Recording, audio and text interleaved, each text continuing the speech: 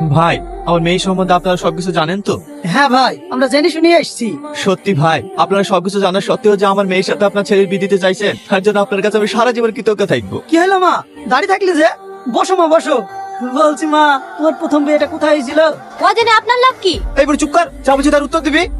আমি বলছি ভাই, এই হরিণ ঘাটায়। বলছি মা, দ্বিতীয় বিয়েটা কোথায় হয়েছিল? কানাইনগর। আচ্ছা ঠিক আছে মা। কি ব্যাপার, তৃতীয় বিয়েটা কোথায় হয়েছে জিজ্ঞেস করবেন না? না না, তৃতীয় বিয়েটা আমার পাশের গ্রামে হয়েছিল, ওটা আমার জানা আছে। তোমার যেমন মা 3টি বিয়ে, আমার ছেলের 4টি বিয়ে, আবার একটা ছেলেও আছে। তোমার কোনো আপত্তি নাই তো মা? না না ভাই, ওর কোনো আপত্তি নাই। আপনাদের কোনো দাবি দাবা থাকলে বলেন। দাবি দাবা বলতে তেমন কিছু নাই। আমার ছেলের খুব শখ, একটা বুলেট গাড়ি দিলেই হবে। বুলেট গাড়ি? কেনে ভাই, কোনো অসুবিধা আছে নাকি?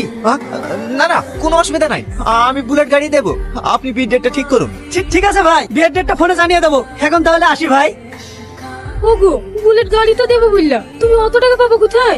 বলে তোমাকে টেনশন করতে হবে না, ও ঠিক ব্যবস্থা হয়ে যাবে। কি করে ঠিক হবে? তোমার মেয়েদের সব ডাবল ডাবল বিক্রি থেকে জমি জায়গা সব শেষ হয়ে গেছে, এখন আবার কি বেচবা?